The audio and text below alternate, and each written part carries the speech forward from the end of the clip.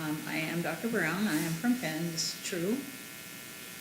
I am a nurse because the most influential person in my life was my maternal grandmother. I'm saying was because she's no longer alive. And she wanted very much for me to be a nun. She was very clear about that from when I was a small child.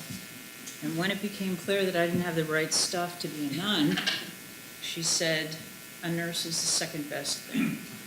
So go forth, be a nurse, and remember that you're doing God's work as you're doing it. Keep that in mind.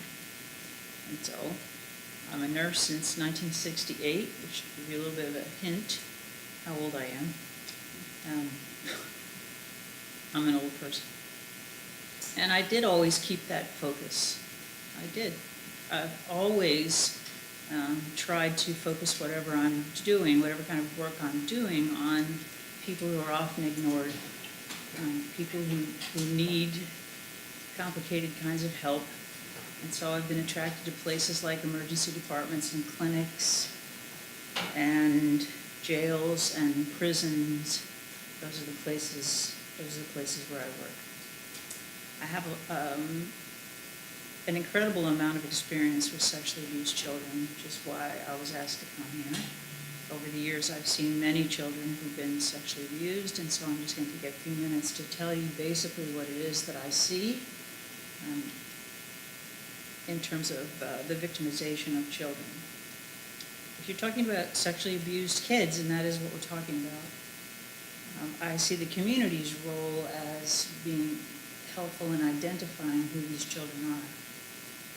What everybody who has a science background hopes is that there's some easy way to know, that you can just look at a child and see something physical and you're going to know that something happened to them. And that's a very, very unusual thing. Child sexual abuse doesn't involve penetration, almost never. There's no physical findings. In less than 5% do you find anything. And the reasons for this are what happens during child sexual abuse is intended to leave anything that someone would call evidence. There's not tearing, bleeding, any such a thing like that. It's unusual that a child will respond fast enough for you to find what police would call forensic evidence, that there would be something there that they can retrieve in terms of DNA and get some kind of identification. That happens, but television makes you think it happened all the time. In the real world, it happens very rarely. So the way that you know something is happening with a child, because it's usually not one time, it's usually more than one time, it's often several times, is by paying attention and listening. And as a culture, we're not really very good at that. Typically what happens is a child is victimized. In order to call it victimization, you have to rule out children playing with each other. Children playing with each other, and there's no power differential. That's children playing with each other. That's being curious. I don't have a brother. Someone else doesn't have a sister, and we just are curious about what each other looks like. That's children. It happens all the time. You don't call that victimization or abuse. It's a normal part of being a child. It's when there's a power differential and someone is introducing sex to a child who has no context for what's happening here. Children are not aware of sex. And I know you want to say, yes, they are, because they've seen all kinds of things, television, internet. Maybe they have and maybe they haven't. They may have some kind of idea about what's supposed to physically happen, but they still don't have any context of what it means to have consensual sex. They don't know what that means. They don't know about loving someone other than parent to child and sibling to sibling, which may extend a little farther out in your family. There's a reason the law says that children are incapable of consenting to sex. They are incapable of consenting. They have no context to wrap around what it is. So there's a power differential when it's happening. It's someone older than this child is doing something that's sexually stimulating that older person. Okay, and the specific context for tonight is talking about priests abusing their power and the great difference between a child and the priest. And I was raised to think priests were the most wonderful, significant thing in the person, in the neighborhood.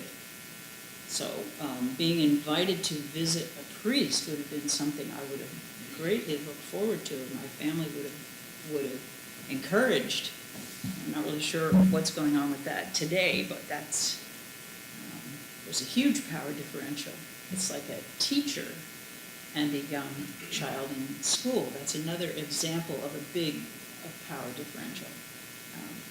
A prison guard and someone who's incarcerated. If there's a big differential, and you're talking about children, that's the form of victimization that we're talking about. How it generally happens, I mean, this is my experience as well as my research, is that it begins with a relationship. That whoever it is, a priest, a teacher, whoever it is, reaches out to the child and befriends the child. So they develop a relationship, the child and the person. In this case, a priest. The sexual piece is only a small component. There's other things that are going on here. Maybe they're going to baseball games together, they're going to the movies, they're going to buy ice cream, they're doing things together. The child is enjoying this relationship. And the sex gets moved into the relationship when the priest, teacher, whoever it is, decides the child is ready to do some sexual things with them for their gratification. Remember that as this is going on, the child still has no context for this. So the priest can say, this is what people do in this kind of a relationship, and the child frankly wouldn't know the difference. The victimization, when it occurs, they're not thinking of themselves as victims. They don't have a way to think this is, children don't have a way to conceptualize until they're told that this is not socially acceptable. So since you have no physical findings, and the child is probably not going to reach out to someone and say, hey, this is happening, they don't see it as something that shouldn't be happening. Am I making sense to this group? Okay. So generally disclosures are something that's done somewhat accidentally. There are exceptions. I can think of a number of exceptions where the child has been threatened by someone, and as soon as the threat's removed, then they start telling people. That happens. But in general, the disclosure is something exploratory or really rather innocent. Remember, they're children. And they'll say something to someone that will make that person say, whoa, where did that come from? And if you gently ask more questions, then you might hear a little bit more about what's going on in a sexual context in whatever way the child can explain it to you, depending on what age the child is. I'm saying child because this doesn't have to be one gender or the other. It can be both genders, and certainly is both genders. Okay, so the skill that you need as a neighbor, as a community member, would be listening, which is something I think we're frankly very good at in this particular culture. Listening to what the children have to say, paying attention to them, having time to really listen to them. If there's a child in your family or a child living on your block, there's a child that you see as a somewhat vulnerable child who's spending a lot of time with an adult, and you're wondering, what's going on there, ask. In all probability, if you're careful about how you ask, the child may tell you to some degree what's going on. So you're expecting me to tell you some wonderful forensic stuff and pretend that I'm a CSI person, but I can't. Generally, what you do is you look, you find nothing, you provide a lot of reassurance.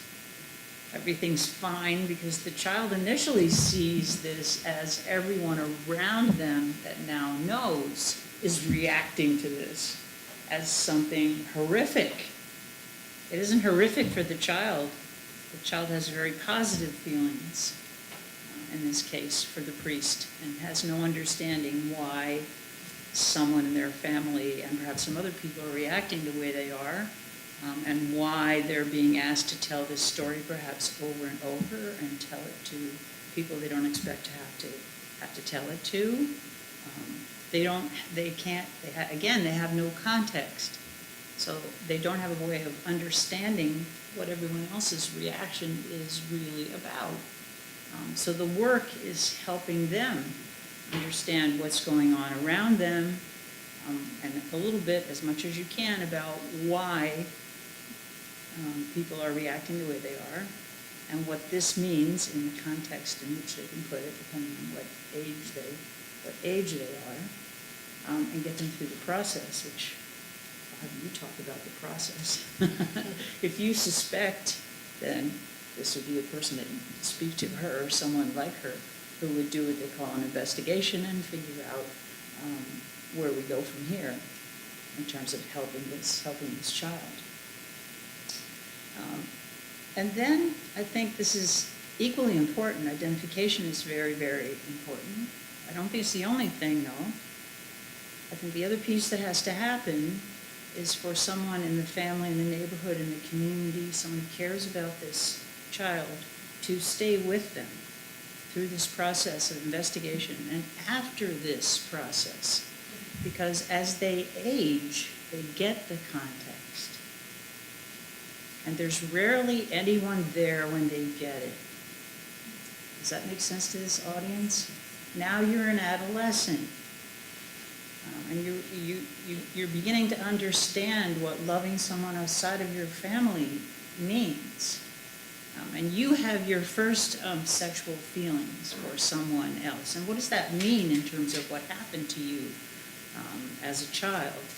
And what does that mean as you move forward in your life and develop a context of what sex is supposed to be? Then comes what everyone else had in the beginning. The child maybe did not. The child probably did not. The shame, the anger.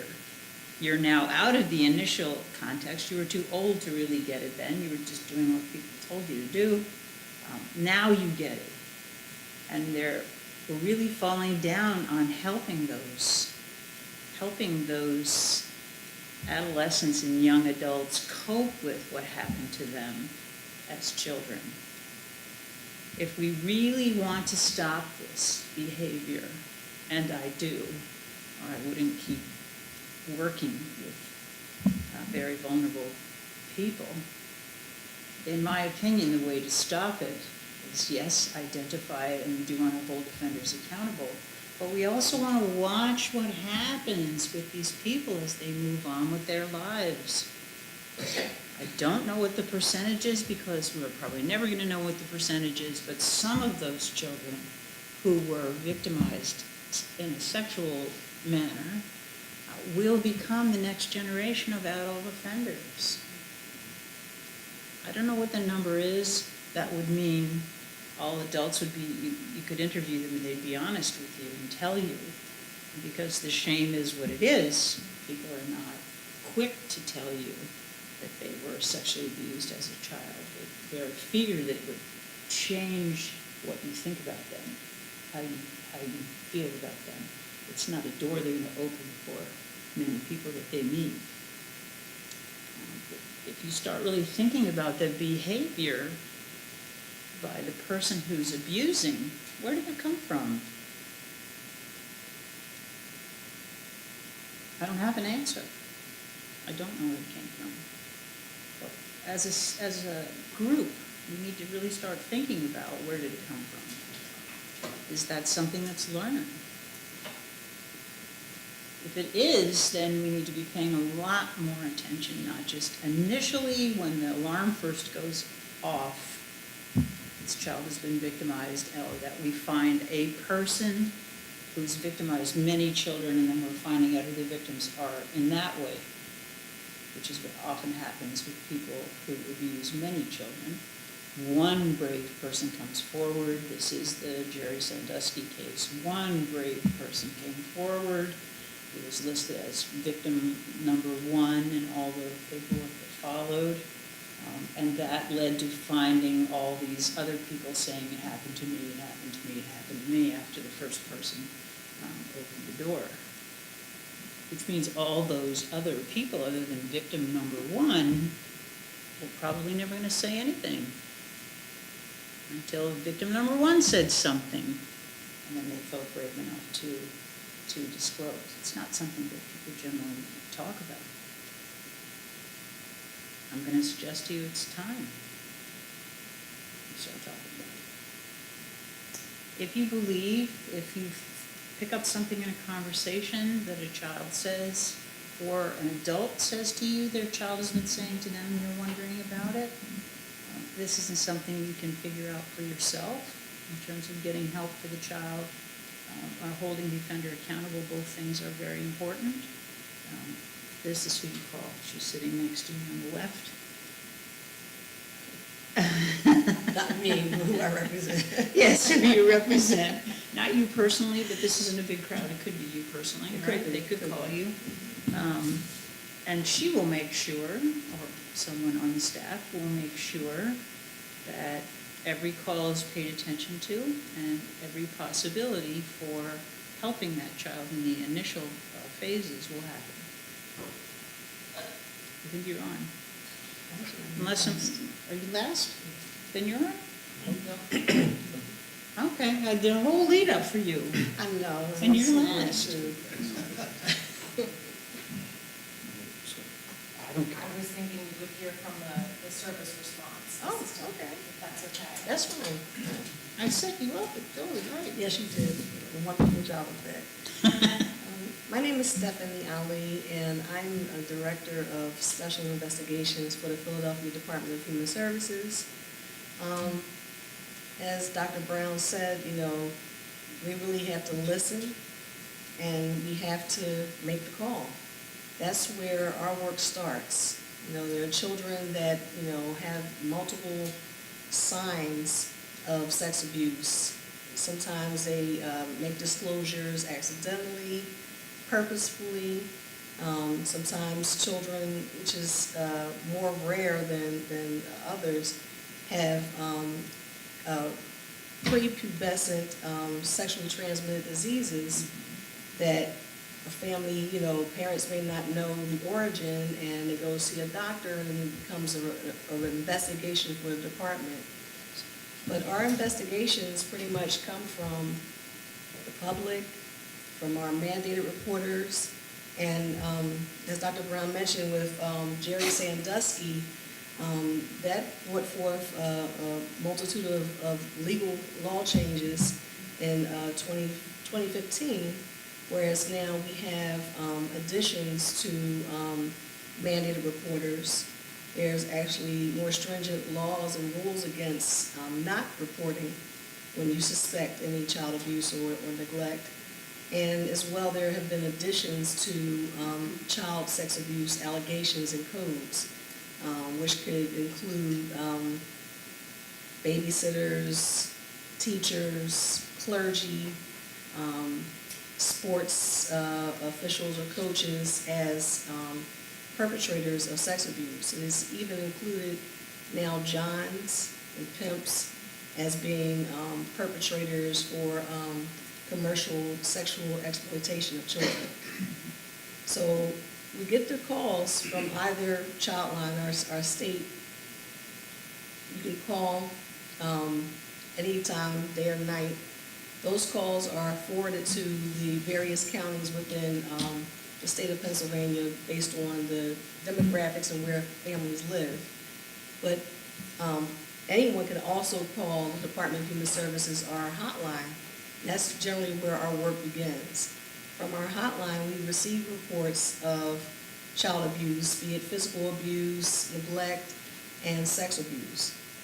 Sex abuse investigations in Philadelphia County are investigated collaboratively, jointly with Philadelphia DHS, as well as our Special Victims Department of the police. So the goal is to be able to have a child not have to repeat or relive their story several times. So in 2013, we got together and got a building, and now we are a part of the Philadelphia Safety Collaborative, which is located at 300 East Hunting Park in Philadelphia. There we are housed with the Philadelphia Children's Alliance, who conducts the forensic interviews. Our investigators will go out to assess safety of children to pretty much get the who, why, and whens, the minimal information just to determine whether or not a child is going to be safe to remain in the home until they can have a forensic interview. Sometimes children aren't safe to remain in the home because the alleged perpetrator is either outside the home or the non-offending parent has the ability to keep the child safe by keeping the alleged perpetrator away from their children. Sometimes we're not able to safely keep children in their homes, and we have to identify a safety resource for these children. We try our best not to further traumatize the victim child by having them to leave their home of origin, because that just further, exacerbates their trauma, and, they're victims. We don't want them to think that they have done something wrong. So we try our best with the department to, provide in-home services as much as possible, but there are, various circumstances where a child cannot remain safely in the home, and we either identify family resources or may have to enter formalized placement, either foster care or a congregate care group home. The Philadelphia Safety Collaborative, we also have medical staff. We have the Children's Collaborative Clinic, which is staffed by both Children's Hospital and St. Christopher's top physicians who are specialists in child abuse and sexual abuse. So when a child is referred for a sex abuse investigation, we collaboratively decide which children may need to have a full forensic interview as well as a medical assessment to determine any next steps. The Philadelphia Children's Alliance also provides victim services to children. So after they've had an interview, they've seen a medical physician, and the medical physician doesn't necessarily, give like a full gynecological assessment. They're basically looking at the child and really providing reassurance to the child and to the family that their child is not broken. As Dr. Brown mentioned, it is pretty rare that we actually find evidence of sexual abuse in children. Oftentimes when there is evidence, it's normally caught in an emergent basis at either the children's hospitals. But there in a clinic, we typically do not necessarily see children having very many physical signs of being sexually abused. But as a part of the process of trying to heal the child and the family, that medical examination or assessment is done to basically just reassure the child that, you're okay. Because Dr. Brown says, well, the child doesn't really have a context of what has occurred to them. Oftentimes, the alleged perpetrator is someone that they know, that they trust, that they have a relationship with. They're often groomed by these people that they're, taught to trust. And when that trust is broken, oftentimes in sex abuse, they may not even recognize that they are being sexually abused. A lot of children don't see themselves as victims until an adult says, something wrong has happened to you. And all of a sudden, their world turns upside down. So that's why we try our best to minimize the amount of extra trauma the child has to experience by telling their story over and over again. Mm-hmm. With the forensic interview, it's also it's recorded so that a child, if they do make a disclosure and the perpetrator is arrested and goes to trial, the the evidence can be shown in court. We have the Tender Years Act, whereas if it's a smaller child who may, have some difficulty discussing or confronting their offender, that the judge may, be able to see or speak to the child through closed circuit TV. But unfortunately, the defense team, the defendant does have a right to face their accuser, which is one of the hardest things that, our children have to go through. They've been victimized, and then they have to be re-victimized by having to tell their story in front of others, especially the person that has harmed them. So PCA has services, victim support services, in which they offer families, children that have suffered the abuse, traumatic, what it's called, trauma-based therapy. I'm a social worker, not a psychologist. Trauma-informed. Trauma-informed therapy, which is a pretty intensive service to be able to help a child. And sometimes you may not even have a disclosure, but you may have other siblings that may have witnessed the abuse occurring, or you may have, a child may have shared this information with a teacher or a relative, but then when you go to interview that child, they do not feel comfortable telling you what happened. It doesn't mean that something hasn't happened to them, but it's that they may not be ready to actually discuss it. So through trauma-informed therapy, they're able to, find a safe place and a safe way to be able to further, share their feelings about what has happened to them and gain some, closure and some healing to, one, be able to put that incident behind them, but also to prevent them from becoming adult perpetrators of sex abuse. Because a lot of our alleged perpetrators have had some type of sexual victimization or trauma in their lives that they then act out maybe as a child and then into their adulthood. Victim support services also helps the child with the police to regain restorative justice by assisting with, the whole process for prosecution of perpetrators. And sometimes it's a very lengthy process. Perpetrators get arrested, sometimes they're released, and the court processes could, go on for years. But they do have a support service and advocate that follows them until their trial or through their trial to be able to help them to minimize the trauma and to be able to express what really happened to them.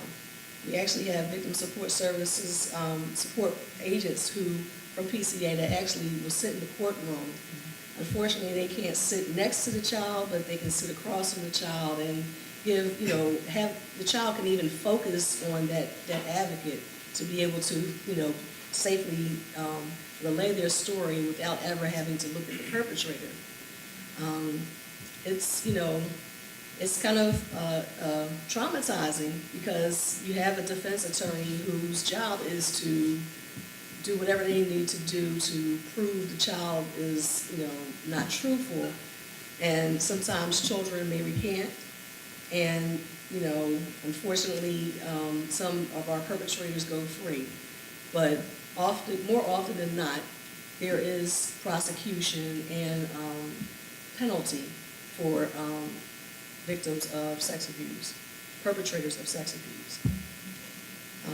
With the department, we also offer services to families, children that are victimized and their siblings and their parents. The abuse doesn't just occur to that one child. Siblings could have witnessed what has happened, or sometimes they may not be aware of what has happened to the child, but they're now suffering through all the changes that are happening in the home. Sometimes alleged perpetrators are fathers, mothers, who may now have to leave the home. We have non-offending parents who, are going through the trauma of trying to figure out who to believe, whether they should believe their child, because again, there's very few times that you're going to have physical evidence of this abuse. So it really takes, a really trained professional to be able to work through it with a child to be able to assess if abuse has occurred. Again, without physical evidence, we really rely on the child's statements, different events and things that they may relate to the abuse. So, and then we also rely on other people that have had contact with the children to be able to see, find out if there's any signs and symptoms or things that they actually saw in the child that would actually help to corroborate a child's allegations of abuse. We do have investigations with alleged perpetrators who come from all walks of life, be it a family member, neighbors, babysitters, teachers, school bus drivers, priests, any religious institution. We have perpetrators. And again, sex abuse happens to children from people that they know and trust. So the real key to helping and supporting and getting, that message out to everyone is really just to, if you see a sign or someone discloses to you, we're not asking that you do an investigation, but that you report it to Childline, and so that we can help to mitigate any potential ongoing safety to a child and help to get them restorative justice and healing.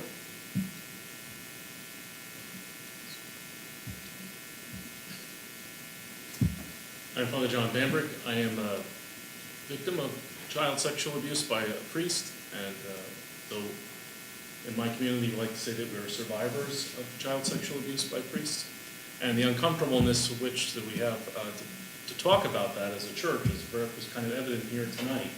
Because we started with this is about clergy sexual abuse, but our discussion quickly fell into sexual abuse in general, and we went into the Sandusky case twice. But I can name a mountain of cases as big as Jerry Sandusky's that have occurred across the nation. Here, beginning with the case of Gilbert Bothay in New Orleans, which was the first case to break here in the United States, all the way to the Porter case in Boston, to several others in almost every state.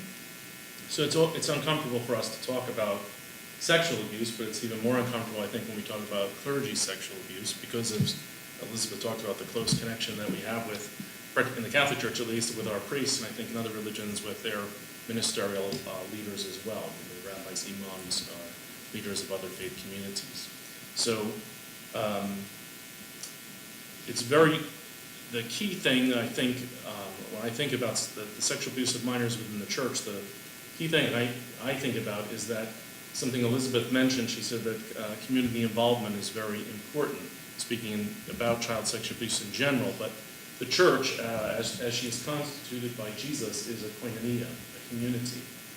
None of us in Christian faith can achieve salvation alone. It's an impossibility. It's the very basis of our belief system that we achieve that as a koinonia, as a community. So the whole community has to be involved in the conquering child sexual abuse by the clergy within the church itself, both priests, bishops, and lay people all together, working together. For me, the key factor, at least after 30 years of doing this work, working with other victims, I've been working with other victims of sexual abuse for almost 30 years. I was one of the early members of the Survivors Network of those abused by priests. I was also a member of Link Up, which is now extinct, and Survivor Connections, which was out of Rhode Island. And then later involved with Jordan's Crossing, which was a group of priests who were sexually abused by priests, and now Catholic whistleblowers among the. And then on the secular side, I have worked with CASA. I was sat on the board of the New Jersey Coalition Against Sexual Assault. I currently sit on the board of CAP, and I also worked to build the Child Advocacy Center in the county in which I lived at the time, which was in Monmouth County. The work that you were talking about is so important that I remember being brought in as a community leader just asked to come to a meeting to show what the county needed when children were brought forth an accusation. And they took us to it was a former warehouse, and the room was not much bigger than this table where the children had to wait. There were like toys and books, and they had us all sit there and pretend we were children. I didn't have to pretend. We'd been sexually abused, and we were waiting to receive the healthy interviews, the forensic interviews that you were talking about earlier. And I thought, this is horrible. This is really horrible. And then this child would be brought to the hospital, and the child would be brought to social services, then the kid was being ferried around the whole county. And so we endeavored, a group of community people endeavored to build the Child Advocacy Center where the child would come there, and it's a child-friendly environment. It doesn't look like a law enforcement place. It looked like a early childhood development center is what it really looked like. And it was kid-friendly, and all of the disciplines came there to interview the child. Because of course, as you know, you lose evidence when the kid is ferried about here, there, and everywhere. So having everything in one place is the ideal situation to interview a child. The trauma is terrible to children, and surviving that trauma is often very difficult. The earliest intervention you can make for a child will produce the best possible outcome for that child going forward in life. Of course, it depends. There's a lot of factors: what kind of abuse they suffered, how long the abuse suffered, who was the person that committed the abuse against them, how long they were kept it secret, and then how quickly the interventions can take place is important. It provides a good outcome. In terms of the church, specifically, I think that when we're talking about the child abuse of children in the Catholic Church by the clergy, we see what I would consider to be a catastrophic failure of leadership. Children are going to be abused, sadly. I hate to say that, but children will continue to be sexually abused, both in the church and outside the church. It happens in every walk of life. Whatever professions that deal with children, that is where perpetrators will be attracted to. That's the fields that they will enter into, where there are children. I was talking with a reporter a couple of weeks ago. He was asking me to describe an offender. How would I describe an offender? When I got through with the conversation, she said, well, that sounds like an ideal person, though, Father. I said, it is. It's the person you would consider to be, you would want leadership in your community, your school, your company, because the two things, the ideal person and the charismatic individual and the offender, they exhibit the same, because that the idea that the offender is this bold, skinny, pale man wearing a trench coat in the park doesn't exist. He doesn't exist. He's a good-looking guy. He's articulate. He's charismatic. He's intelligent. He's good with adults and children, or she. Offender could be a woman as well. That's another, I guess, myth that it's only men, but it is also it could be a woman. One of the areas we haven't really explored in the Catholic Church is the abuse. Everyone says if we should have had the nuns more involved. I have worked with victims for 30 years, so there's a lot of nuns that are also offenders. Sad to say, but and actually women's communities are often extremely difficult to deal with when they are presented with the evidence that one of their members abused a child. Very, very difficult to deal with. We've had almost as in some cases even more difficult than Catholic bishops, which is almost hard to believe. Which brings me to to get to the root of the problem in the church. I think we have to address the catastrophic failure of leadership. I was invited here tonight because of an editorial I wrote for Time Magazine, which and one of the things I said that we need to do as a church, as a koinonia, as a community, is because what the sex abuse crisis tells us about our community is we are choosing the wrong men to be our bishops. We're choosing the wrong people. We have a catastrophic failure of leadership. 16 years since Dallas, and we're still talking about the same things we were talking about in 2002. I testified at Dallas. I was there at that time. I'm one of those 30,000 people that were part of the John Jay study. I was interviewed by the John Jay College of Criminal Justice for their Causes in Context study. I took part in that study. I did work for the United States Conference of Catholic Bishops when Kathleen McChesney headed the Child Protection Office. took part in a number of initiatives that they had to try to get to the root cause of the problem. In my mind, the children are going to be abused. It's not, we should do everything we can to prevent that, but when it happens, we should do the right thing for that child. That's really what we need to do, and our leaders have failed to do that. They have failed children across the country, in every diocese across the country in our church, and now we know, of course, across the world. Because it's not, for many years, the church said, well, it's a uniquely American problem. Until, of course, Australia broke, and Ireland broke, and Germany broke, and Italy broke, France broke, and Africa broke, and now we're seeing it's all over the world. It's not, because of course child abuse is all over the world. It's not just an American problem, it's not just a problem in one place or at one time. It's a universal problem that we have to deal with. And so it's when the child is abused, what do we do? What do we do? What do we want to do? Our leaders don't want to do anything. You said that when child victim number one comes forward, the door opens. It's sad to say in the church, when child victim comes forward, the door slams shut very hard, and it's bolted very strongly, and guards are set at the door. That's what happens when child victim number one comes forward. That's changing, of course. It's changing. So we need to look at our leadership and how we choose our leaders. Currently, the process, like all things are in the church, is secretive. It's a secretive process. It's basically based on, I like you, so you should be the next bishop. And that's essentially how that goes. But in the earliest days of the church, in the koinonia, there was elections that took place that involved the clergy and the laity, and the other local bishops of the area. Your professor here at Villanova University could probably speak much more eloquently about that, Dr. Bernie Prusak. Is he still in the faculty? Is Bernie still in the faculty? Yeah, Bernie could probably speak to you more about that. He's written about it in a couple of his books. But in the earliest days of the church, leaders were elected by the people and the clergy, the whole church, the koinonia, elected, or put forth anyway, an individual, and then it was up to the local surrounding bishops to consider that candidate, to vet that candidate, and then to affirm or reject that candidate. And if they accepted him, then he was to be ordained by those bishops. In other words, they basically took responsibility for him because they confirmed the choice of that local community. I think we can still do that again. I think if you cast a wide net and get everyone's opinion about the priests in any given diocese, and currently in the United States, almost all of our bishops come from only archdioceses: Philadelphia, Boston, New York, Los Angeles, Chicago. I can't believe that those are the only places that God has set forth qualified candidates for the episcopacy. No one from North Dakota is worthy of the office of bishop in our church. No one from Alaska is worthy of the office of bishop.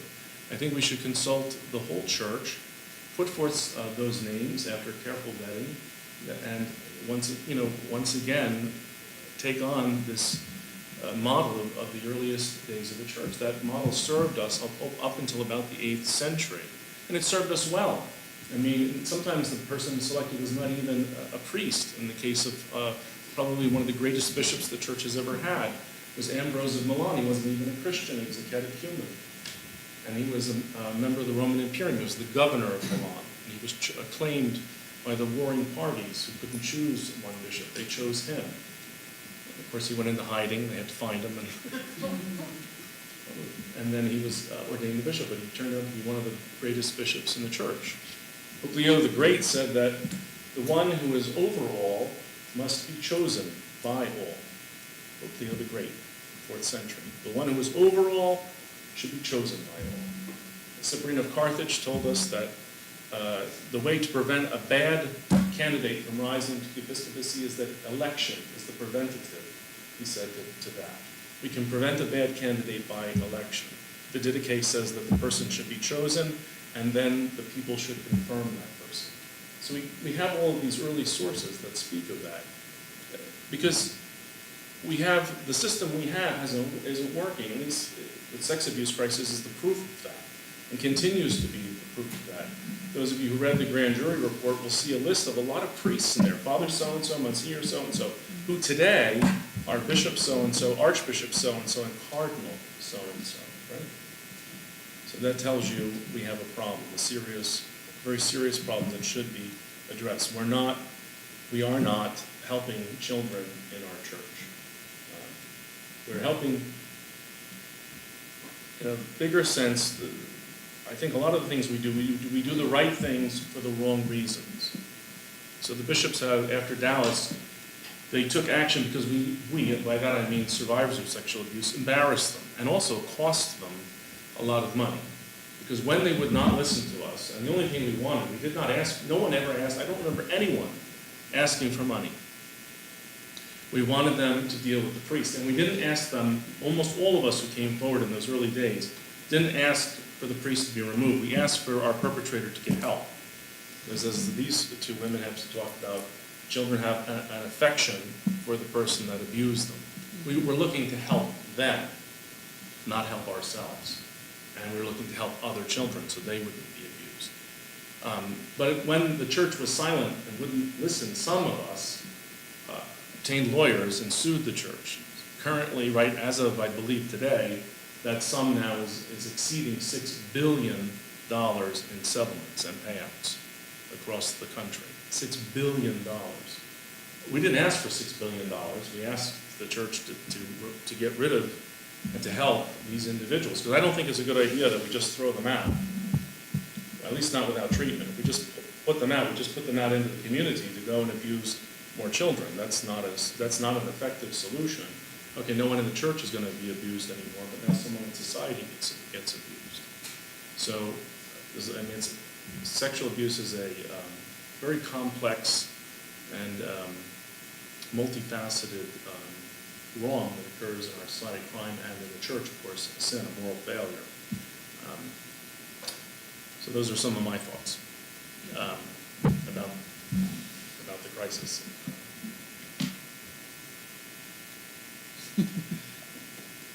Questions?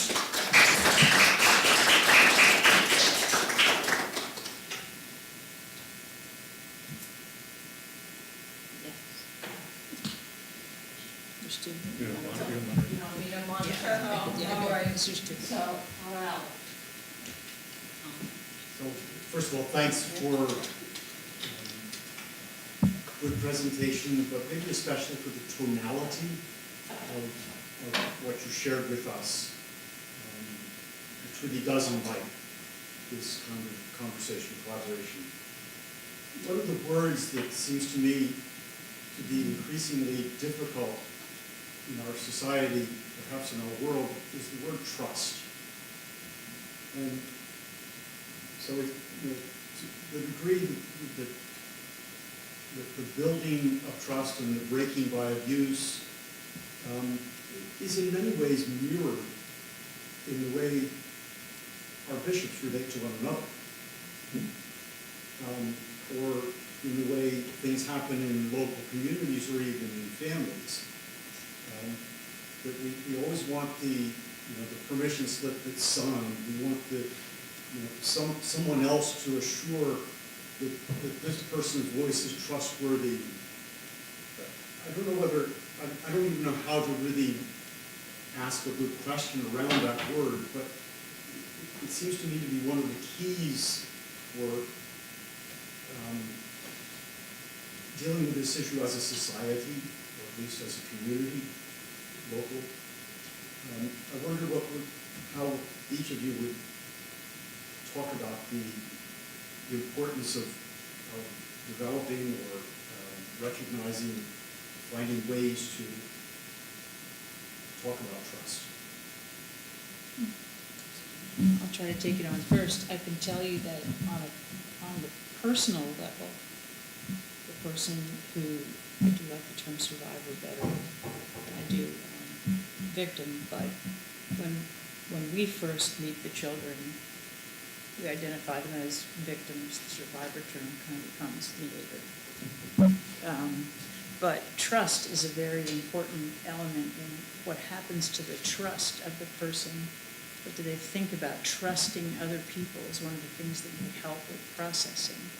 If you're someone who's been sexually abused by a priest that you trusted and had great affection for, maybe loved, and now someone is telling you as a child that this person has taken advantage of that relationship and done something they shouldn't have been doing. It does make it difficult for the child without help to further trust in those kinds of relationships. As you become older, less naive, so to speak, does affect your future relationships in terms of trust.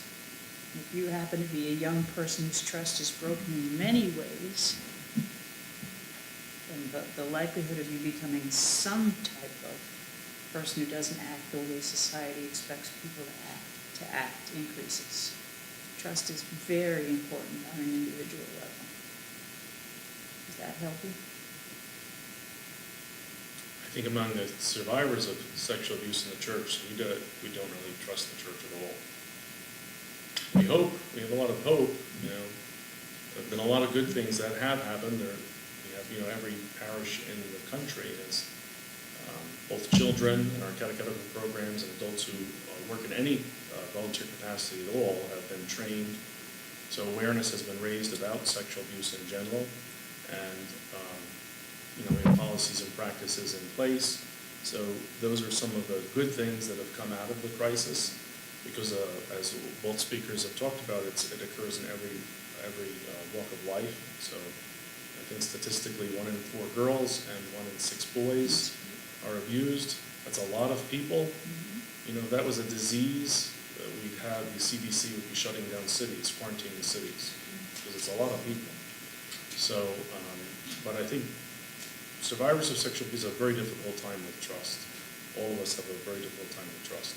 Because what happened to us, but then also, not just the abuse, but when we tried to deal with the abuse, we trusted the church, and the church found it was untrustworthy towards us. So they lied to us, basically, or denied that anything happened, or accused us of ruining a good priest. So trust is a very difficult thing. I won't take much time doing this, but I want to describe a childhood situation that I was in, which only recently I came to think might have been the threshold to sexual abuse.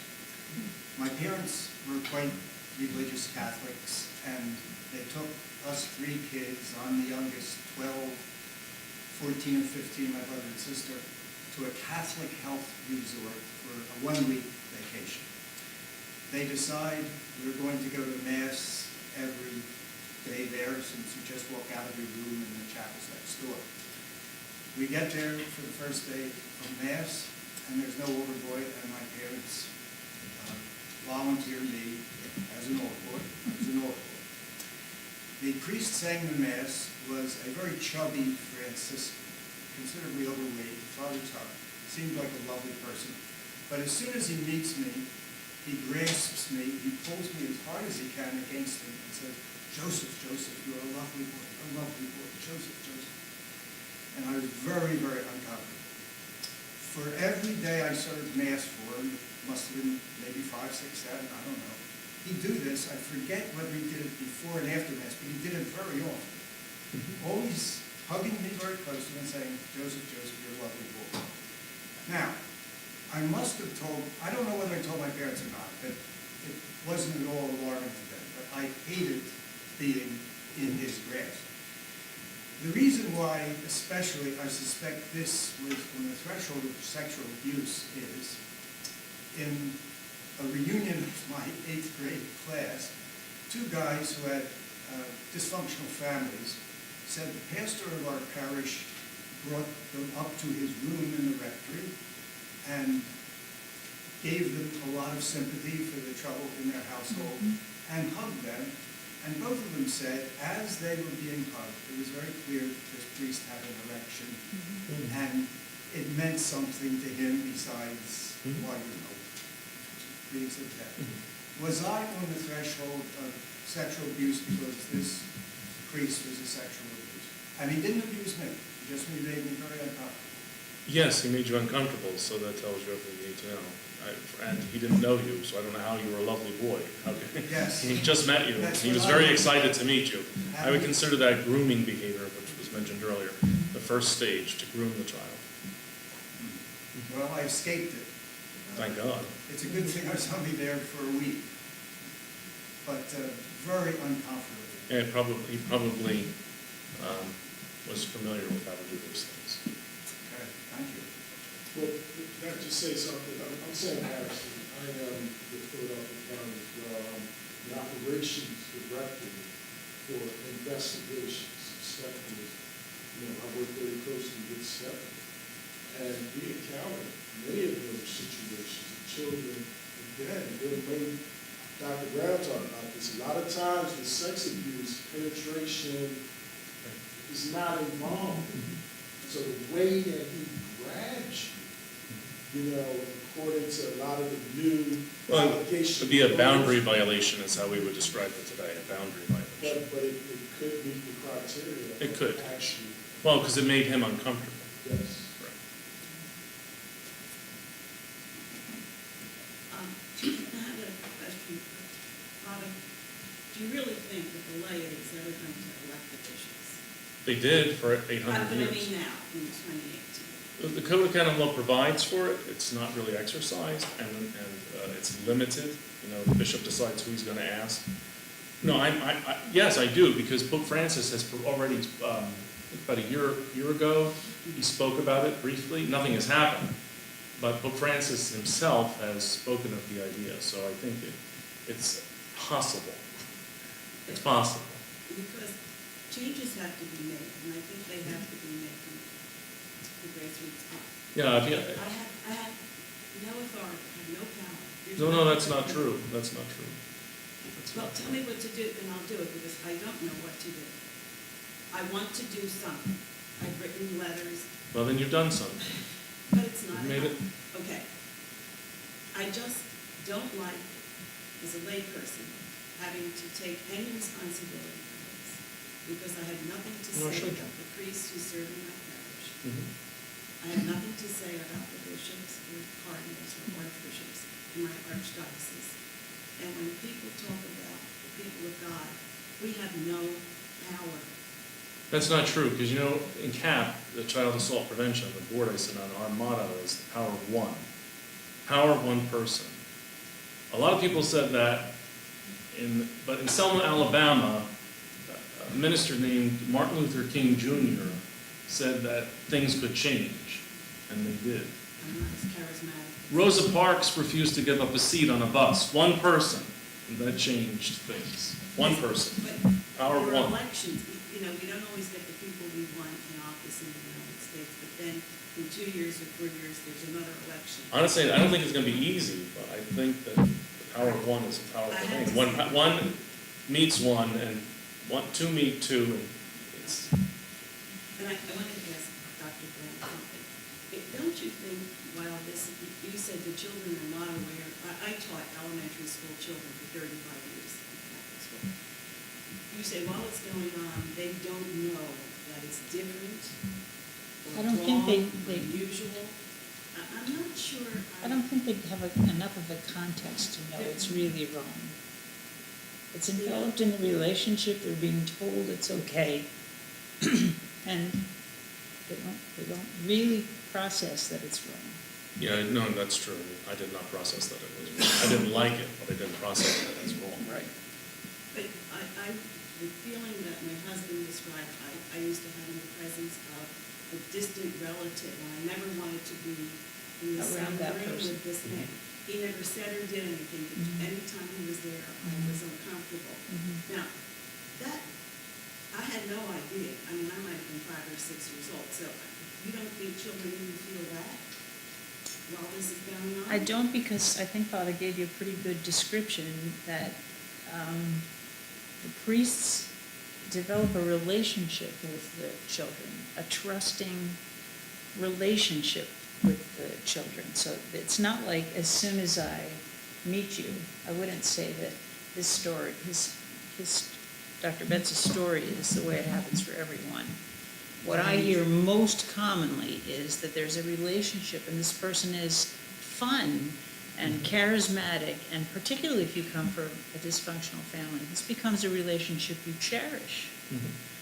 And then the priest will slowly introduce things, explaining as this is happening, that this is a normal Perfectly thing normal. that happens in this relationship. And so, as a child, because you care very much for this person, no, you don't really process it as wrong. You're being told by somebody you care about, somebody you like spending time with. It's not the same as what you're describing in that you had an uncle who was, kind of squirrely and you didn't want to be around him. This child wants to be with this priest. But I think it's also It wasn't a blood important. relative. It wasn't a blood relative, so. Or whatever, I just No, that's made it up. important to me. This, going with the squirrely, that was made up too. I think it's Pardon me, also but important. what age was father when he was being? I was 15. Oh, my. Most of the children in the United States were adolescents. There's about, I don't know the exact numbers, but we didn't really have a lot of priests who were pedophiles. We had priests who were phebophiles. There's a difference. Yeah. There's also a difference in treatment and recidivism rates. Part of what children learn at home about, corporate boundaries, can help them to, even if it is someone they trust, their spidey senses, they can tell if something doesn't feel right, but they also need to know that these are areas you're not supposed to be touched. Certain things, you shouldn't be sitting on, a man's lap. You shouldn't let a man do certain things. So knowing that, at an early age helps them to be able to process or to be able to understand, okay, this isn't right, and maybe feel safe, telling someone that they trust, someone else they trust, what's going on with them.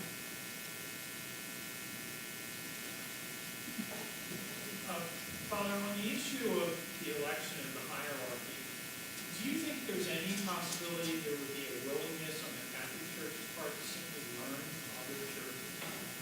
Look at the process of, obviously it's on a much different level, the process of electing a pastor in a Presbyterian church. He or she has to meet for however many months with the congregation and do the services and essentially be approved by the congregation. Right. I think that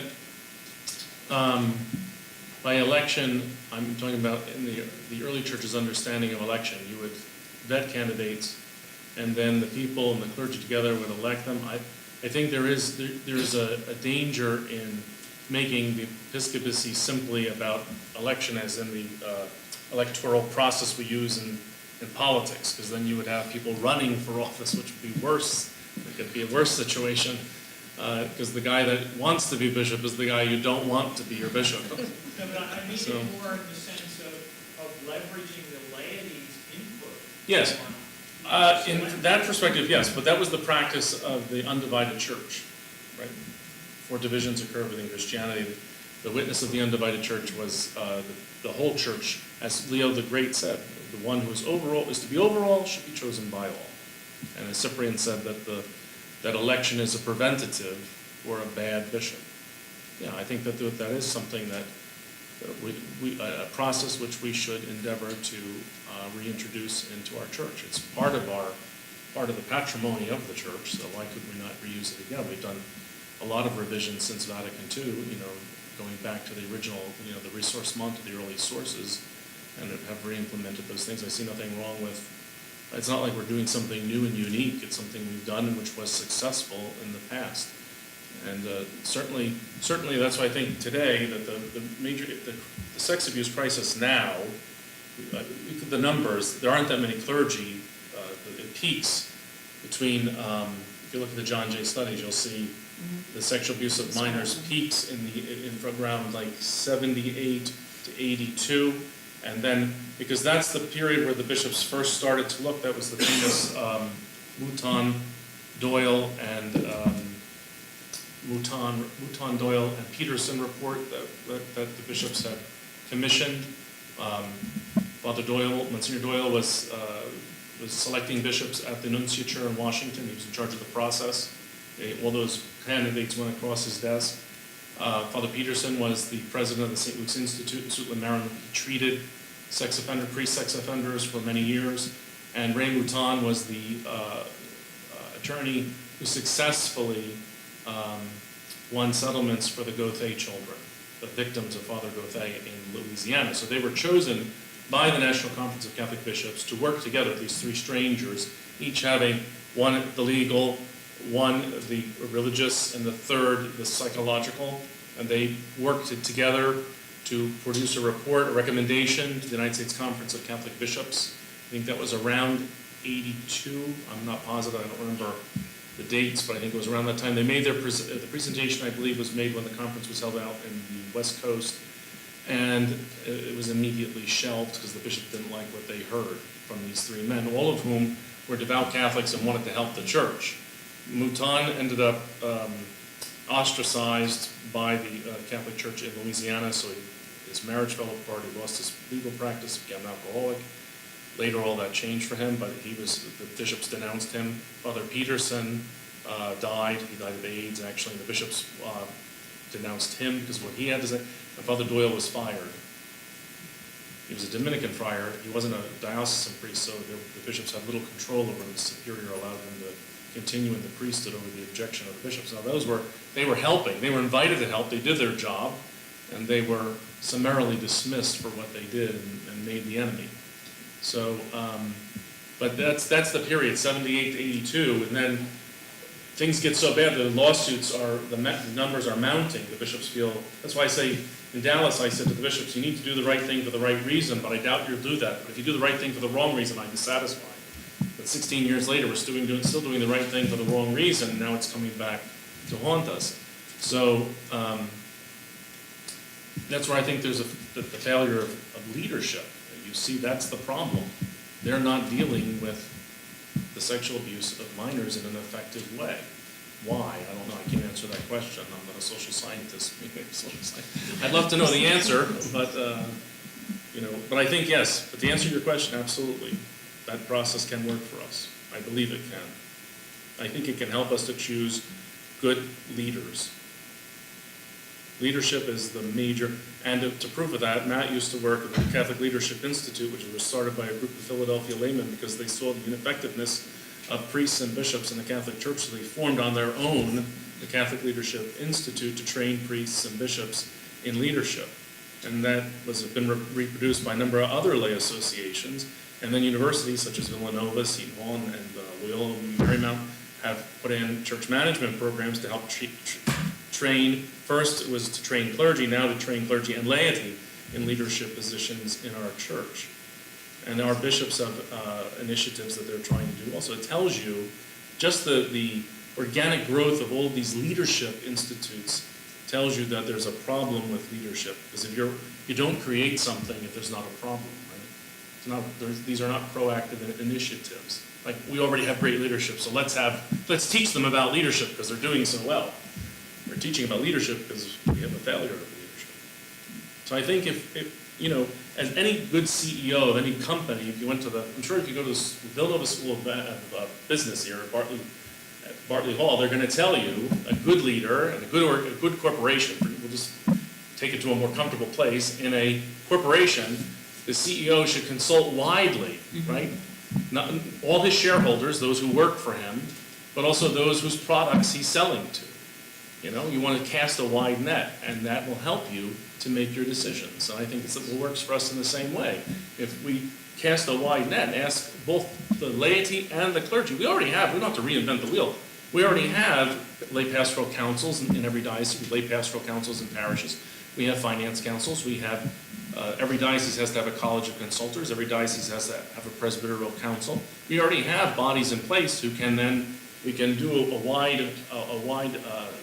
throw a wide net, see which priests in our diocese are doing very well, then bring those names to these bodies that already exist, consultative bodies in our church. Then we can cull those names down a little bit more and then present those to the nuncio, who can cull them down a little further, and then send them to Rome to the Congregation for Bishops, where they can do more investigative work to maybe bring that number down. But we'll be choosing the best people in our church to lead our church, rather than just, you and I get along. Mm-hmm. We both like Jack Daniels, therefore you should be a bishop. I should be the bishop. That's not the process.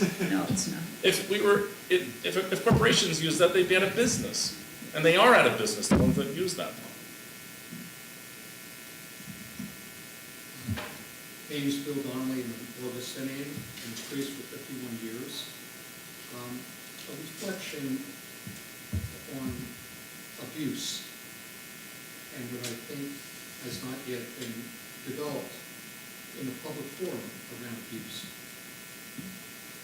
A group of sisters, when I was working in New York City, founded a program called Women Helping Women for Abused Women. But that was a group that, it wasn't in the public forum that domestic abuse was wrong. Several years later, if you rode in the New York subway system, there were posters all over advertising what to do if domestic abuse was part of your experience. Who to call, that it was wrong, and it was publicized. With the Boston Globe, we have great publicity about the abuse that took place among the clergy. So it all moved into the public forum on those two levels. But there's other abuses sexually within families and within the neighborhood. And you're dealing with that on a regular basis in your ministries, especially as an advocate for those who are impoverished, whatever, by that abuse. But we haven't found a way to bring it to the public forum. I'll give you an example of incest. One example. It's still in a individual situation, but we haven't been able to speak about it on a national or public forum. And I'm hoping that we can find a way to bring the other issues around abuse into the public forum so that adults especially can be more informed about what's taking place in the community and can respond to it in a more positive way than it remains in a just a familiar local way. That's my observation about the growth, that's the right word, the development is the right word, that has taken place over the last 25 years. And there's still more to go, and I'm hoping that we can find a way to do that in the public forum. It would be an amazing thing if the Catholic Church would be the vehicle to do that. I think the church is. It would be an amazing thing to have happen. It would be great if the church would take a leadership position on that, because we're everywhere. It would be Well, wonderful. I'm looking at the secular forum more than a particular institution. I understand that, but we have experienced the sexual abuse of minors, and we need to ask the hard questions. If we answer those questions honestly, then we can be a model for society. I don't disagree with that. I want to bring it into a larger forum. Oh, yeah, I agree. Children in general, I mean, I should say many forms of abuse, but children are the most impoverished segment of society are children. They don't have a voice.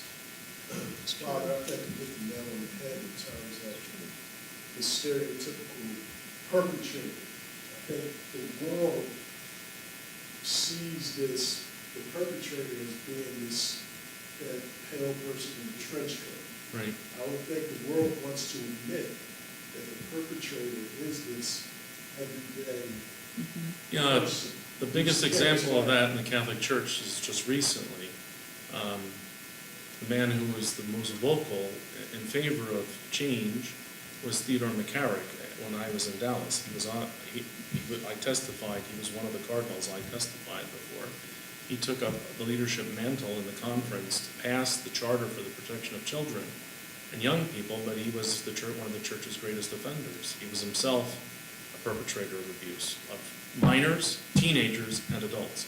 He's a very unique offender in that most offenders, they offend minor children of prepubescent age only. They offend teenagers or they offend adults. He offended everyone, and everyone knew he was an offender. Everyone in the church knew he was an offender. And he was allowed to continue to rise and have influence in our church, and he has reproduced himself. I know people don't want to admit to this, but he has reproduced himself all over our episcopacy because he was the man who chose bishops for our American church. He sat on the congregation for bishops.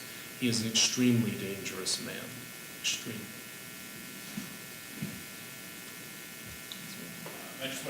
appreciate what everyone shared, and I agree with the piece about opening up the selection process, right, and how that would help us. But I also think that because of what you said in terms of the character of those that are potential abusers being well-trusted, well-liked, very intelligent, able to relate well, people that you would want to have your children with, right?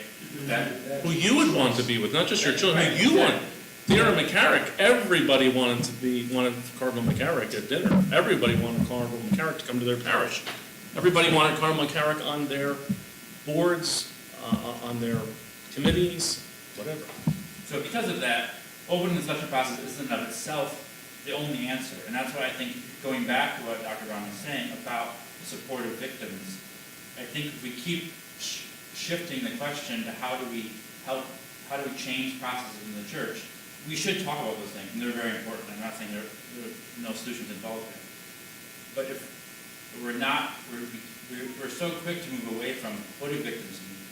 How do we support victims? How do we make sure that victims from day one to year 50 are still being cared for, still being understood, because that is the way that we're going to be more sure that there are less likely perpetrators out there, right? And I believe that. So I think it can be tempting to look toward how do we change structures, and I'm not saying that there's not value in that. How do we change the selection process? I'm not saying there's not value in that. There's problems in the power structure. But if the more immediate help is the focus on victims, right? And what do victims need? How do they feel supported? How do we help them to not be alone, isolated, and ashamed? Not just in the day of their disclosure, but in 5 years from now, 15 years from now, 25 years from now. Very important. Yeah, but if you have the right leaders, the leader will do the right thing. You know, my housekeeper has a 6th grade education. I guarantee she knows that if someone's having sex with a child, that's wrong. But our bishops who have doctorates, I didn't really know that was wrong. I spoke to a professional. He told me that it was okay. So now I know it's wrong, that I've been sued over and over again. Now I understand it's wrong. But you just said it's hard to figure out who's the right leader. Because we're going to trust people. We're going to trust Cardinal McCarrick. Yes, we did. If everyone had say in that process, we may have still elected Cardinal McCarrick as bishop. No, that was later. I'm just saying, there's no... But if you have the right leader will see that that's wrong, that will care for that child. We'll see that the child's family is also impacted. I'm sure, as these ladies can tell you, that child's family is impacted by the abuse as well. It's not like what you have the effect of the abuses in one place. It expands outwards. In the church, it's the parish community, the other priests in the rectory, who are, in many cases, they're devastated, or in the community, when it's a member of your religious community, that's a family also, that it affects how I carry out my ministry. When the man I worked with, I trusted, I was following, I was looking for advice from, and he failed me too. So it's a lot of people. It's like when these bombs that are used in war, when they throw the shrapnel goes out and hits everything in its path. Yeah, it's a very complicated issue, but I don't want to lose focus on what you're saying. What you're saying is very important. Victims need, from my perspective, as a victim, victims need the church to do the right thing for the right reason. But I feel compassion, I feel bad for this child. I want to help this child. I want to help this child's family. I want to help this child's parish. I want to help others to understand what happened to this child, why we're doing what we're doing, and that it was wrong. Not close the door. Question, especially to the first two speakers. You both talked about the importance of listening to the child. But do you have any specific suggestions for the kind of thing to listen for? I mean, obviously, they're saying they're uncomfortable, or they're talking about things they shouldn't know about, Right. so that's clear. But is there anything else specific that? I would say then, I'm sure she has something to add, the knowing something they shouldn't know anything about. The second thing is commonly the thing that triggers you to have a further conversation. that you have to really be paying attention and then be thinking to yourself, wait a minute, that was kind of an odd thing to say. What does that mean? And then don't panic. Allow the child to verbalize more, encourage, can you tell me more about that? You know, kind of what we call open-ended type of questions. Tell me more about that and what happens after that. And you don't want to be planting ideas. You want to hear more about what did that mean? The child's talking about some kind of a game, but if you're really listening there'll be something about the game that makes you think, whoa, that doesn't sound quite right. And you should be saying something to the effect of, can you tell me more about that game that you call this funny thing, whatever they're calling the game. How is this game played? And they'll probably tell you. Might be little by little, but they'll tell you. As long as you're not shaming them, you're not getting angry, you're not, and that technique works whether you're 5 or 15 or 25 or 34, 40, and someone's telling me, I'm sitting with someone who's been sexually abused by a priest who's an adult. It works the same. The person will say something that makes me think they've been sexually abused by someone, and so I'll just start opening the door with questions, and then it comes out that this happened to them when they were many years younger, and they never told anybody, they never talked about it, never thought about it much. Got some reassurance that it couldn't be that bad because he had some friends who were sexually abused by the same priest. I've been in that situation more than once. And they got some validation from other people in there in that same parish that the priest sexually abused them, then the person has a way of, well, okay, I guess it wasn't that bad. Maybe it shouldn't bother me as much as it does. And you put it away someplace, which is not a very good thing. Does that help you? Sometimes children may give you a hypothetical just to kind of gauge what the reaction is going to be if they disclose. They may tell you about something that they heard happen to a kid in school, and it really could be their own story. But based on how you listen and how you react and respond to this hypothetical disclosure is how they will determine whether or not it's safe to, really tell you what happened to them. Sometimes, like you said, if you're listening to children playing with dolls and they're saying things that are not appropriate for their age, where are they getting that from? And, I know it may be hard to, especially because we're in child welfare, we hear about these things all the time, but as a parent or as a relative, it may be hard and you may become horrified in what they're saying and react, but that may deter them from being comfortable with, fully telling their story. So I guess really tuning into self and trying to, that initial, thought like, oh my God, what has happened? But then let me take a moment to hear this child out. And they may feel comfortable, fully disclosing. We're even just giving enough information that could help you to identify that this child may be a victim of sex abuse. And then having the ability to make the report. And making the report doesn't mean that you're trying to get a child removed from a home. It doesn't mean that you're trying to disrupt their lives. But, like the father says, you want to get help for the family, not just the child, but also for the person that is doing the perpetration. Because without detection, without being known, they go on to offend others. And the victimization doesn't stop until someone actually says something.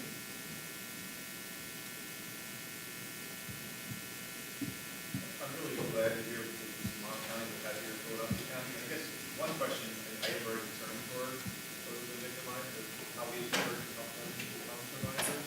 So do you have anything like that in place for adults who would come forward? I don't know what our support systems are. So to have the one place where we can go through everything with children, I think it's incredible. You mean for the general public? Do we have that in Philadelphia? Where? In the church? In the church? Yeah, so more people seem to be coming forward these days, are coming forward realizing what happens when the children are involved. Okay, okay. It seems to be within the church. Yeah, mostly seems to be adults. what's more Yeah, of so course. but Yeah, every diocese has a are we providing child. the kind of support that we need for them? That's the kind of thing I think we ladies would certainly advocate for. Yeah, currently every diocese has a child protection officer. They would receive the report. The person is usually invited then to come in, or the child, depending on the diocese, the child protection officer may be willing to meet with them in a neutral place or at their own home, whatever. They often leave it up to the victim. And then they would make a report. Then the person would be immediately offered counseling under the current essential norms. They're offered counseling right up front. And then they would go to the lay review board, which would pass a judgment whether they found the accusation credible or not. And then after that, depending on the diocese, some dioceses offer, instead of an adversarial relationship, they enter into the victim's compensation board, where the person can tell their story to them, and then an award, a financial award is given to the victim. If the victim wishes to accept it or not, it's up to them. I guess my second question too, like in terms of support, how much does money matter in the healing process versus other things for folks? And not just in the church, but across the board. Like how can we provide the best healing, be the best healer for those involved with this? Well, I know one victim many years ago that we worked with was living under a bridge, so in his particular case, money was important because he was homeless. But I think in general, most victims are not looking for money. They're looking for validation of their claim, and that the church takes some action against the priest, because as we know in the church, that it's exceedingly rare that there's only one victim. As the doctor said, it's the one that walked through the door and then there's a flood after that. Because I think on average, with pedophiles left untreated, they will molest up to 200 children in their lifetime. That's a lot of people. It's a lot of damage. It's a big wake. And with ephebophiles, their victims are probably around, depending on whether they've been stopped, whether someone has stopped them, but anywhere from 5 to 20 victims. And our most famous case in New Jersey was Father Hanley up in the Diocese of Patterson, and he had 35 victims. In the Department of Human Services, we do offer free parenting classes to parents that have children that have been sexually abused. And oftentimes, it's also therapeutic for the adult because they too may have been victimized as children. So it gives them an opportunity to not only get some healing and information on how to best, help their child through the process, it also is therapeutic for them to be able to relive what has happened to them and get some supports in that aspect. We're talking about getting true accusations from children. But wasn't there a famous example of getting false accusations from children? In the case of the nursery school, Yeah. an older California. woman Yes, California ran years it ago. for a lot of Yes. preschoolers. Yes. She had a son, and the son actually went to jail on the testimony of what? Was it 3, 4, 5? It's exceedingly rare. Yes. And they determined later that he did not commit any crimes. What happened there, and how did they determine the truth, and why did those who were interviewing the children apparently plant ideas in their head? Well, that's what they did, planted ideas in their head. And that's so it part of- wasn't that, it was, because it was long ago, it would have been easier to parse today because we know more. I mean, the comment about, can social science, what we learn, transfer to the church? Of course, we'd like to have as much sharing as possible as we do the research and find out things. We'd love to And share it with the church. Today would be easy to see because the stories had no consistency and they were incredible, not saying that in a good way. So there was a lot of prompting of the children, and the children were making up all these wild things, as children will do if you prompt them to make up stories. They can make up whoppers. It's kind of fun. Can a child of any age serve as a witness in a criminal trial? Well, what she said is true about the person who's being accused has a right to face the person who's accusing him. So it depends what jurisdiction you're talking about. In Philadelphia, there's so few trials, period. Most 94% of cases are solved without a trial. So the likelihood that a child would actually have to be there It's here very anyway is really very, very small. And if it would come down to that, they try to do it by video best that they can. It's an unusual thing. Imagine how traumatic that would be for a child or an adolescent to have to face the person. It would be very hard. And that's why it's also important too that, when a child does make a disclosure, I mean, it's hard to resist the temptation to just keep asking questions and asking questions. But I think it's important that once a child does make even a minor disclosure, that it be reported so that professional folks can, get to the questions that won't be leading or are impartial. We don't have a motive to ask specific questions to get to the what's and whys and hows of the abuse. And in the church law, not today, but 30 years ago, all of us who made our reports at some point in the process were told that the church was upholding the right of the priest to confront his accuser, and we had to sit in a room. And I can tell you, as an adult, that was extraordinarily traumatic to do. As an adult, I can imagine having to do it as a child. They do everything they can to avoid that, the system itself. Father, when you talked about the failure of the hierarchy of the church, and Father, you used the word trust a little while ago. We're obviously facing a period of time now where the church, for lack of a better word, may be forced to produce documents, to reveal additional information. What can we as a laity hang our hats on to trust that that's going to happen? Trust that what is... Trust that the church will come forward with Something. Very. We could say we'll trust the legal system that they'll be forced to, but can we really do that? Can you trust the legal system to do it? No, we trust the hierarchy that has already been kind of labeled as distrustful. How do we do that? I think the church has to build transparency. Some diocese in New Jersey, the Archbishop, the Metropolitan, my guess is that the suffragans were not in agreement. I mean, I think they agreed behind closed doors, but the only name attached to the announcement was Cardinal Tobin's. So I suspect that Cardinal Tobin sort of, use lack of a better word, rammed it down their throats and they accepted, but none of them attached their names to his statement. He said that all dioceses in New Jersey would be participating in a reparation program for any victim who was molested, who comes forward, the compensation program, and that every victim, and that every perpetrator who had a credible accusation made against them, their names would be published. So I think that's a way to build trust is through transparency.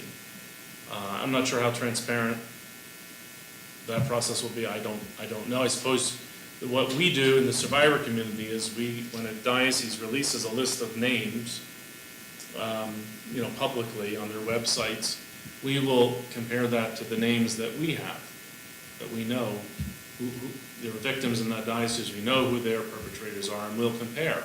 We'll look. And there's a national database kept out up in Massachusetts, bishopsaccountability.org, where they compile. They don't have everybody's name there, but they do compile. There are a lot of perpetrators on their lists. So we will compare notes about what we have, people we know, and then also compare it to what Bishop's Accountability in Massachusetts has been maintaining, and see if there's a name missing. If the name isn't there, then we usually confront the local church about that. Where is Father so-and-so? I'll give you an example, though. After Dallas, I came back from Dallas, and my bishop publicly made a statement that there were no credibly accused priests in our diocese in ministry. He came out with a public statement. I was sitting in my office, I happened to have the radio on, and I heard him say on public radio, we have no known abusers currently in ministry, no credibly accused abusers in ministry. So I picked up the phone and I called him. I had his number, and he answered. And I said, Bishop, I just heard you make an announcement that there are no priests who are credibly accused currently serving. Oh, that's right, yes, John, yes, that's absolutely true. I said, really? I said, well, what about Father so-and-so who's working at such and such hospital, and Father so-and-so who's working in the Chancery building? What about those two? Because I think they're still a ministry bishop, and they've both been credibly accused. He said, oh, I've never heard that. He said, could you tell me who they abused and when that happened? How do you know that? I don't know that. So he said, oh, I'll look into it. I said, okay, Bishop, you do that. I'll give you a couple weeks to do that before I speak to the reporter. Okay. 2 weeks later, I'm at a diocesan meeting. He walks over to me and goes, that matter we discussed on the phone, you were right. I took care of it. They're no longer in ministry. Now, that was 20 years ago. But we compare. We know who the abusers are because we know who their victims are. So we will look at those names and compare to see if those lists are accurate. And they know that. They know we do it. So that's how you build transparency. Now, one bishop told me, well, it's credibly accused. Some priests have boundary violations, what we were talking about earlier.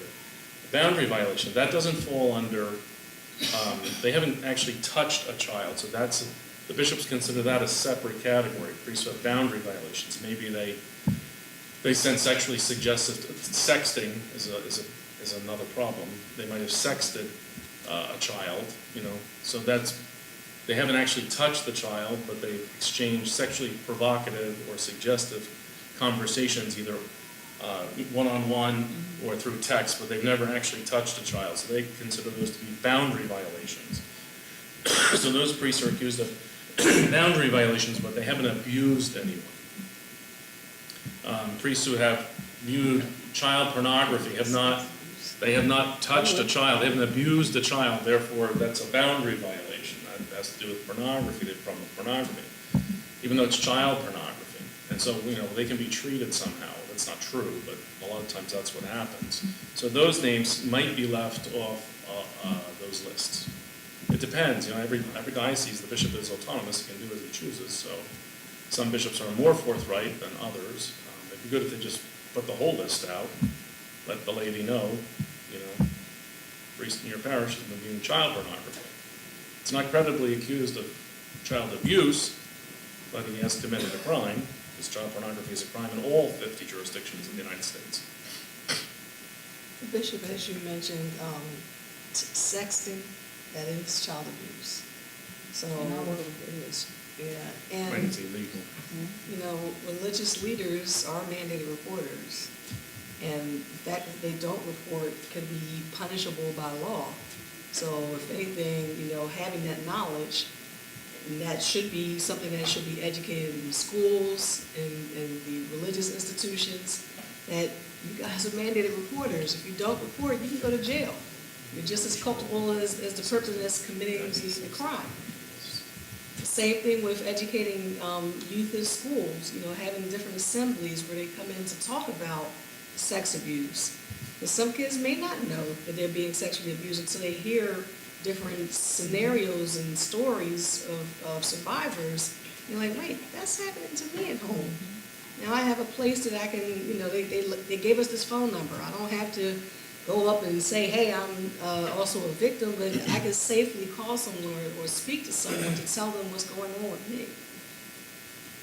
Now, I know of cases where the priest said, no, I never did that. Of course, you've sexted someone, so that's a stupid thing to say. And then the parents say, well, Bishop, would you like to read them? Years ago, I had a case where the priest said, no, he didn't do it. The bishop believed him. The father said, well, here's the tape recording, Bishop. You can listen to what he said to my daughter on the phone. And he pushed the button and played it. And then it was game over because he had the recording. So, but yeah, sexting is a big issue.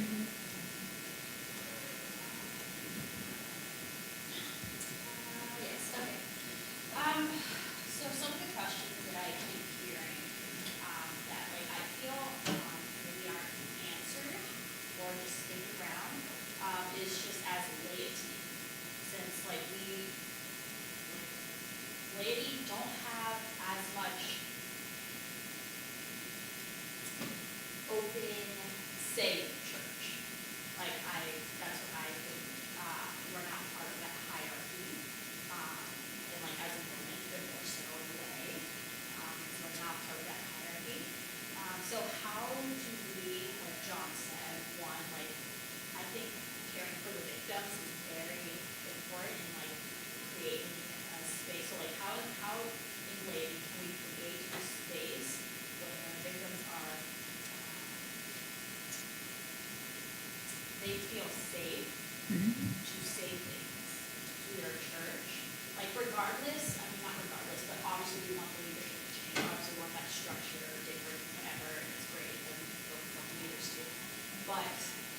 create a structure within the communities that like will lead, one will lead these victims and support these victims. Like it's kind of like the Me Too movement too. Just like how do we create a safe space within churches so that like not only do the leadership change, but support the individual parishioners to create that leadership change. So it's not like willy-nilly, hey, leadership should change, but like lady, we don't have as much say in that. But if we do, you can correct me, but I don't think you really do. I mean, I don't know. I would love to have some say in that. Are you talking about making each individual church a safe space? Or just like what can lay do in their own parishes to try to create that, or to have the priests be like, hey, please acknowledge There's a whole this. body of literature about how you create safe Yeah. spaces. Yeah. It exists, be more than happy to share it. And you could do it by however you wanted to do it, by individual church, however you wanted to create it. There's steps you can follow. There's more than one theory, but they all have the basics are the same on how you do it. It's, to me, off the top of my head, that sounds like a great idea. Yeah, or like just maybe like being able to go to the pastor or the priest, like this is something we can talk about.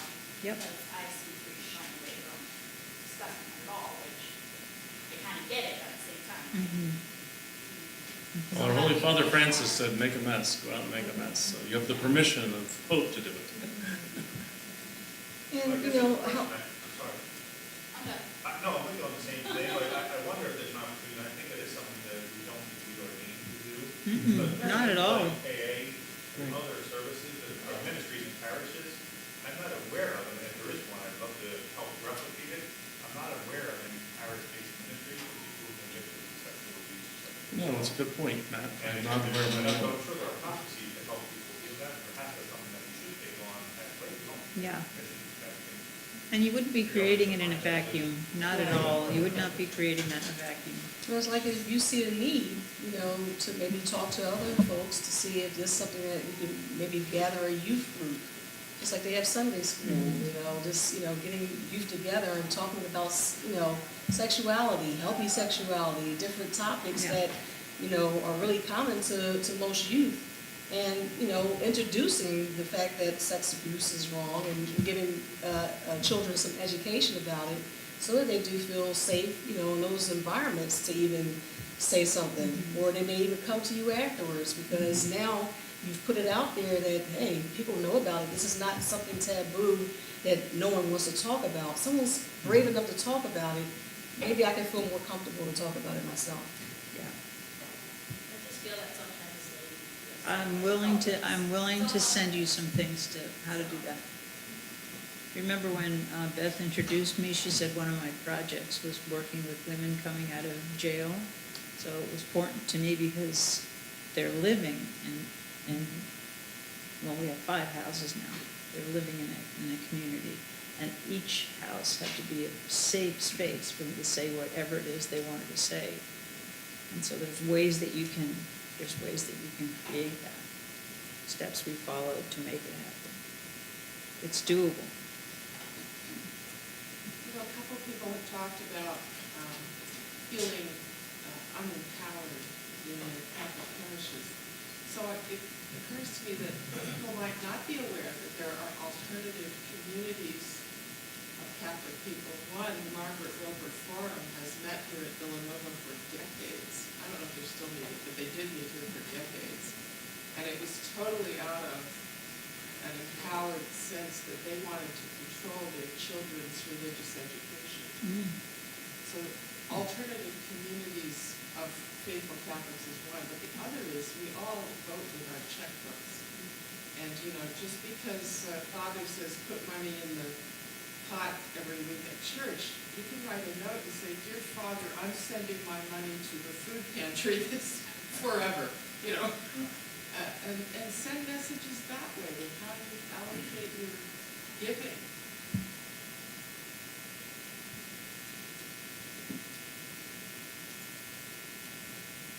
I'd like to also speak to this board, because I think, you know, in many ways, as a Catholic university, we are a very important sort of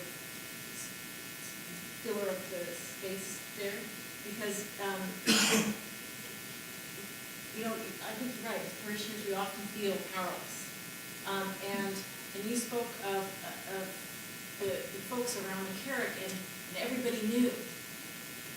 And so many times, and I've heard this, I've experienced it myself, that I know something exists, but I don't know where to go with that information, I don't know what to do with that information. I know, I knew at one point in time, I knew of a seminary that was just a breeding ground of abusive behavior. What do I do with that? Here's a spot where we are powerful, where we can actually use our voices to speak both with and to the church, and then also transform culture. So, maybe we need to do more as an institution. I think that's a great positive note to sort of end on. And we have heard really compelling stories, we have tools that we can use and to go forth. But thank you so very much for coming.